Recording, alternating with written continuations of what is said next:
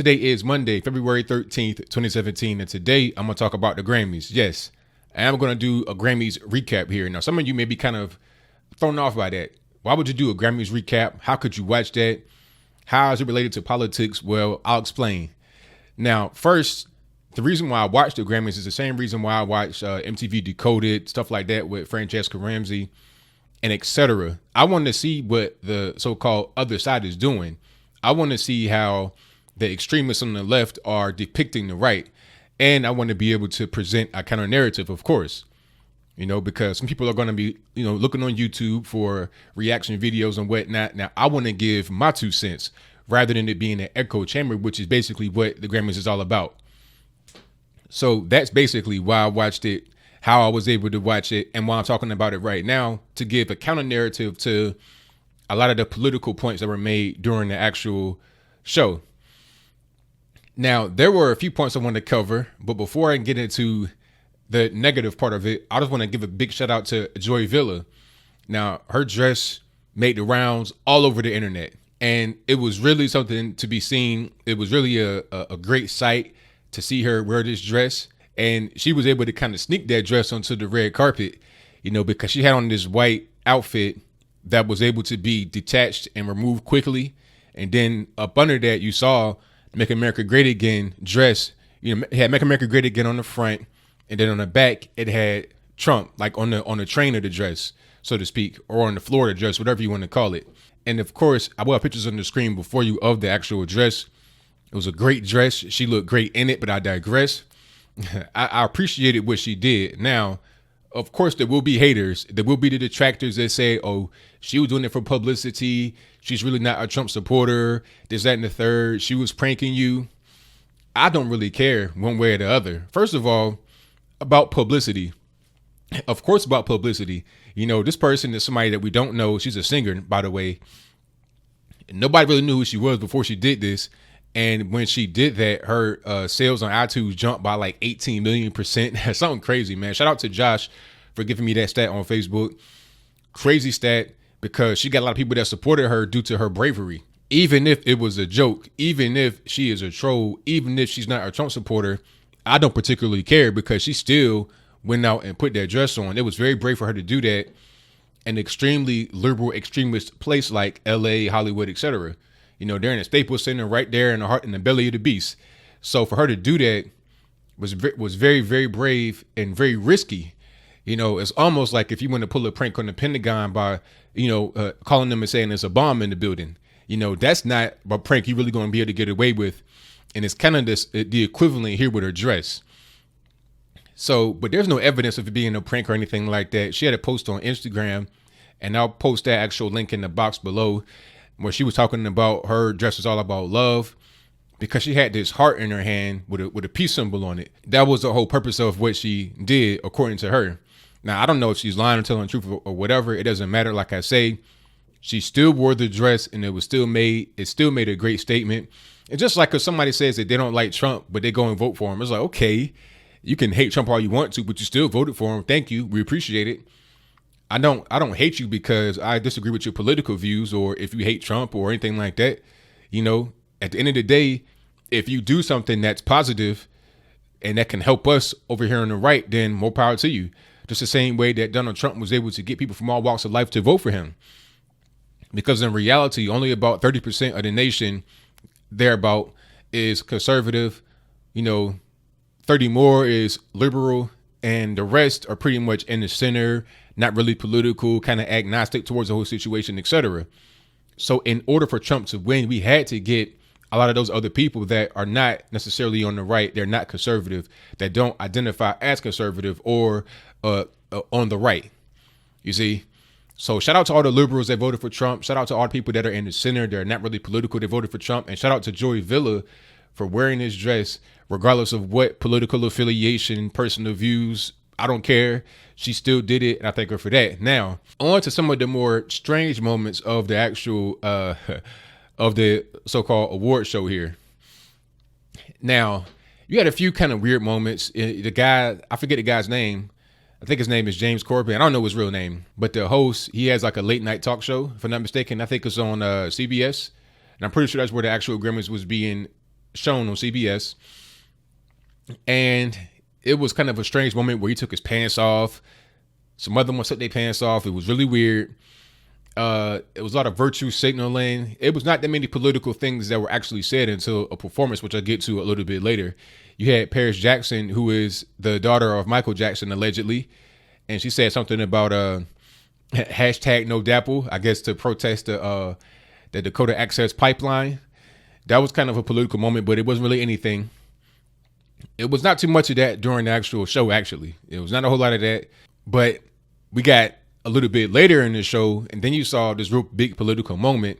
And that's when a Tribe Called Quest brought out Busta Rhymes, and then they called Donald Trump President Agent Orange.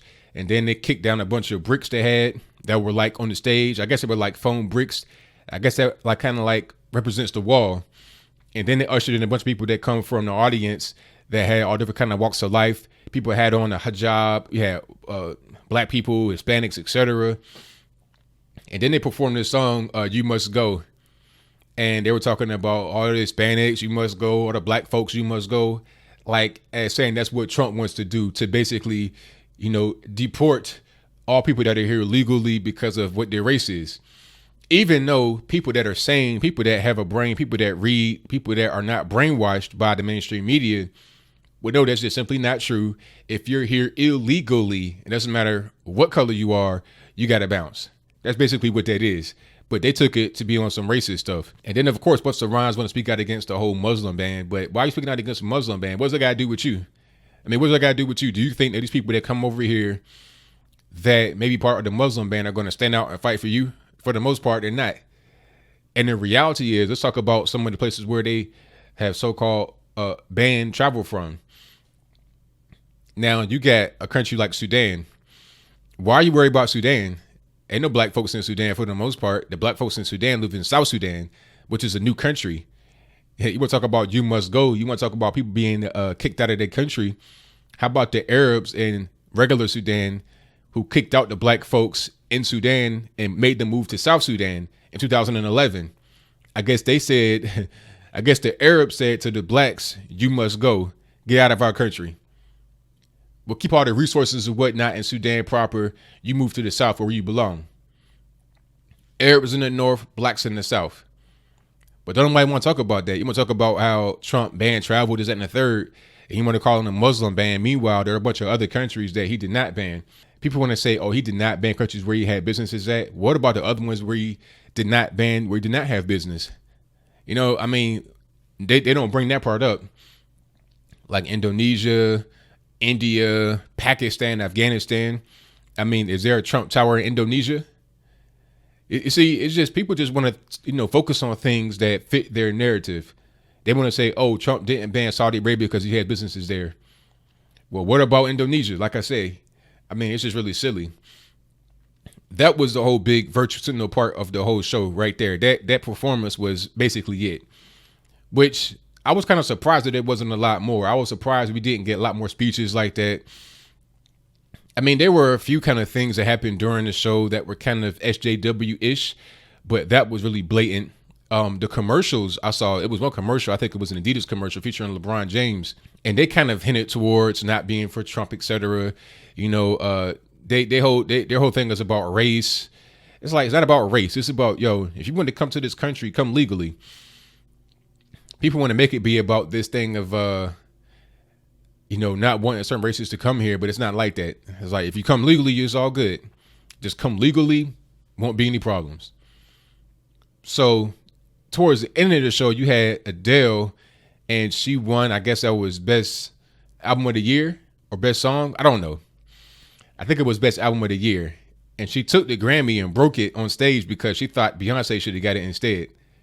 And she said something about Beyonce making her feel uncomfortable around her black friends, something really weird and virtue signaling. But see, her breaking that Grammy on stage kind of did a few things. The thing I got from that was kind of like what W. Kamau Bell, a so-called comedian, had wrote in a think piece on CNN back during the Olympics, talking about how Michael Phelps should give up his flag bearing role to Ibtihaj Muhammad. Now, of course, Michael Phelps, he's a world-class swimmer, highly decorated Olympian, many gold medals, the most in history, if I'm not mistaken. he should have given up his role to Ibtihaj Muhammad, who is a black woman Muslim who's a fencer, not a very well-known person. And his rationale behind that was, well, basically whites win a lot already, so just give up some of your privilege, and give it to somebody else that's, that's needy and deserving. I won't even get into the whole thing about how that makes white people just look like they're superior to everybody, and blacks like they're just weak and need the assistance of white people to do everything for them. But I digress. I won't even go there. My whole point is that what Adele did was kind of along those lines, and it's whack. So it wasn't too much more than that. I say shout out to Joy Villa. That was my highlight of the night. I definitely appreciated that dress. She looked great wearing it. It was a great message. It doesn't matter if she's a Trump supporter or not. I still appreciated what she did. And I implore everybody that appreciated that to go out there and support her. I will have links in the box below. That's pretty much all I got. CeeLo had a crazy outfit, but that's pretty much it. I was kind of surprised that the Grammys did not go as far as I could have gone with the SJW stuff. I think that performance with Tribe Called Quest and Busta Rhymes was really like, it pretty much had all the stuff they probably could have done over the show in one very politically charged and very, very dangerous kind of performance. But that's pretty much all I got. What do you think? Do you think that the Grammy Awards are an outdated thing, that they should just pretty much go away? Did you think that there was a lot of virtue signaling? Did you watch the Grammy Awards? Did you enjoy it? Did you enjoy the performances, the music, etc.? Whatever your comments are, let me know in the comments below. That's all I got to say for this video. If you like what you heard, please comment, rate, share, and subscribe. Peace.